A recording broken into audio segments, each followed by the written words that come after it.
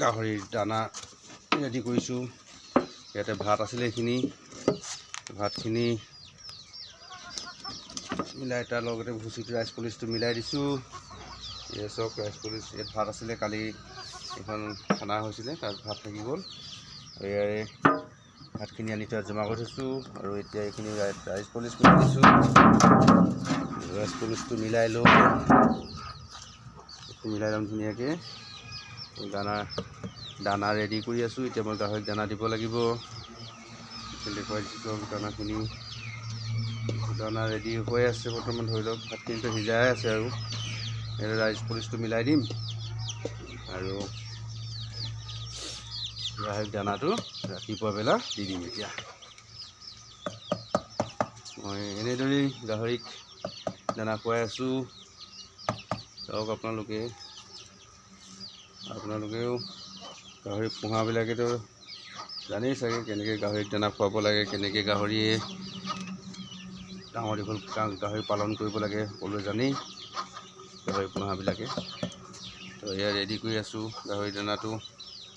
এতিয়া মই গাহৰিক দানা দিমগৈ। এতিয়া মই দানাখিনি গাহৰিক দি দিলোঁ, চবেই খাই ল'লে। ভাত আছিলে, তুঁহগুৰি আৰু এইবোৰ কিবাকিবি চব্জি বাকলি চাকলি আছিলে, সেইখিনি দি মিলাই কিনে খুৱাই দিলোঁ। খোৱাৰ পিছত এতিয়া সিহঁতি ধুনীয়াকৈ খাই আছে। ইয়াতে এজন পাঠা খাই আছে, এইফালে এইকেইজনী খাই ল'লে, তিনিজনী আছে ইয়াতে, এইজনী খাই আছে। এইটো চব ইজনী গাভিনীজনী ইয়াত আছে, খাই আছে তাই। এনেদৰেই দানা তৈয়াৰ কৰি মই খুৱাই আছোঁ। তো নমস্কাৰ, মই নয়ন গগৈ পিগ ফাৰ্ম ইউটিউব চেনেলটোলৈ আপোনালোকক স্বাগতম জনাইছোঁ। আজি মই গঁৰালটো গাহৰি ফাৰ্মখন কেনেকৈ বনালোঁ, কেনেকৈ কি কৰিছোঁ, তাকে আপোনালোকক দেখুৱাম বুলি মই ভিডিঅ'টো বনাইছোঁ। চাওক, মই এইখিনি গঁৰালটো এয়া নতুনকৈ ইটা আজাৰ গাঁঠি দিলোঁ, এইখিনি এইফালে গাঁঠি দিলোঁ। আৰু এইফালে ক'লা টিপাল দেখিছে, ক'লা টিপালটো দি সম্পূৰ্ণভাৱে ঢাকি দিছোঁ। কাৰণ কেলৈ এতিয়া গৰম দিন আহিছে, গৰম দিনত মহৰ খিচাখি বেছি হয় আৰু গোন্ধটো বাহিৰত ওলাই যায়। সেইকাৰণে মই এতিয়া এইখিনি টিপাল দি ঢাকি দিছোঁ। চবফালে মই ঢাকি দিছোঁ। কিন্তু চাওক, এইফালে টিং লগাই দিছোঁ। মই খোলাকৈ ৰখা নাই বস্তুটো। খোলাকৈ ৰাখিলে মানে অলপ বেছিকৈ বাহিৰৰ চৰাই তৰাইবিলাক আহে, সেইকাৰণে খোলাকৈ ৰখা নাই। আৰু এইফালেও চাওক, এইফালে টক্টা দি এইফালে ওপৰত এইটো দেখিছে ক'লা টিপাল মাৰি লগাই দিছোঁ। সেইফালে অলপ ক'লা আছে, এইখিনি মই ঠিক কৰি দিম আৰু দুদিনৰ পিছত। সেইফালেও ক'লা টিপাল লগাই সকলোতে হেৰি কৰি ৰাখিছোঁ। আৰু চাওকচোন, আজি মোৰ গাহৰিখিনি আগততো মই জানুৱাৰী মাহত গাহৰি বিকিলোৱেই, এতিয়াতো কমি গ'ল। আৰু এতিয়া ইয়াতে আছে এজনী পোৱালিৰ পৰা লগ হেৰি, এতিয়া লাহেকৈ গাভিনী হ'ব হৈছে আৰু গাভিনী হোৱা নাই, গাভিনী হ'বলৈ ল'ব। তো এনেকৈ গাহৰিখিনি ৰাখিছোঁ। তাৰপিছত এজনী আছে ইয়াত, মই দেখুৱাই দিছোঁ আপোনালোকক। এজনী আছে, এজনী চাওক, এজনী শ্বেয়াৰ হয়। কেনেকুৱা দেখিছে জনাব সকলোৱে, লাইক কমেণ্ট শ্বেয়াৰ কৰিব। এজনী এজনী গাভিনী হৈ আছে, এজনী এপ্ৰিলত মাহত পোৱালি দিব। ইয়াতে আছে চেউৰী তিনিজনী, চাওক এইফালে দুজনী আছে আৰু এজনী।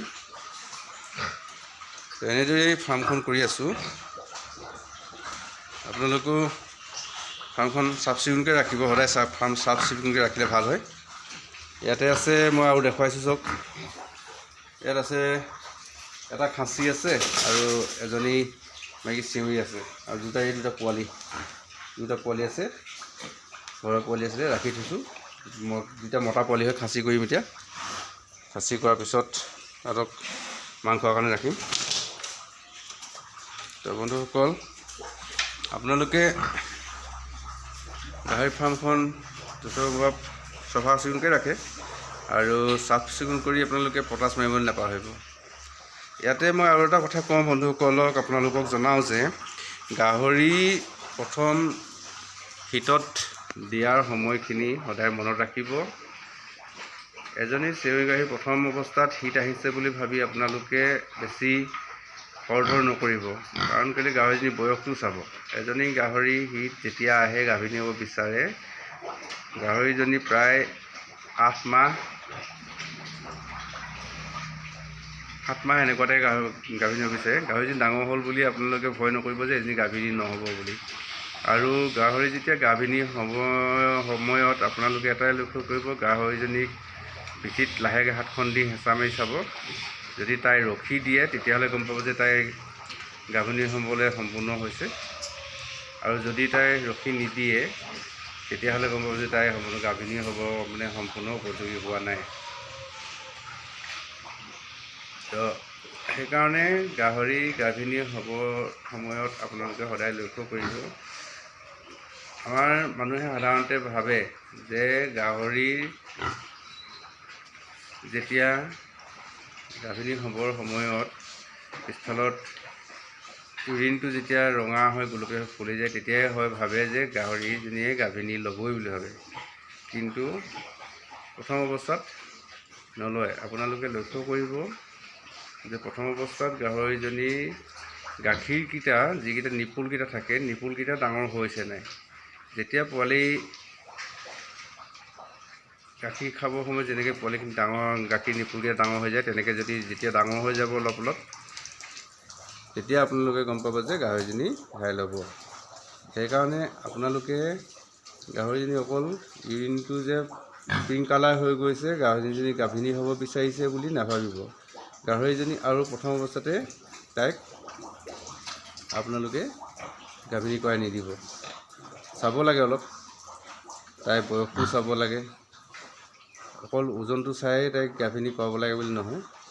আৰু যেতিয়া গাহৰিজনী ঘাই ল'বলৈ হ'ব বা গাভিনী হ'বলৈ বিচাৰিব, তাই যথেষ্ট উৎপাত কৰিব, ইফালে যাব সিফালে যাব, ইটোক আমনি কৰিব সিটোক আমনি কৰিব। তেতিয়া আপোনালোকে গম পাব যে গাহৰিজনী গাভিনী হ'ব বিচাৰিছে। কিন্তু অকল গাহৰিজনী যদি একো আমনি নকৰাকৈ থাকে,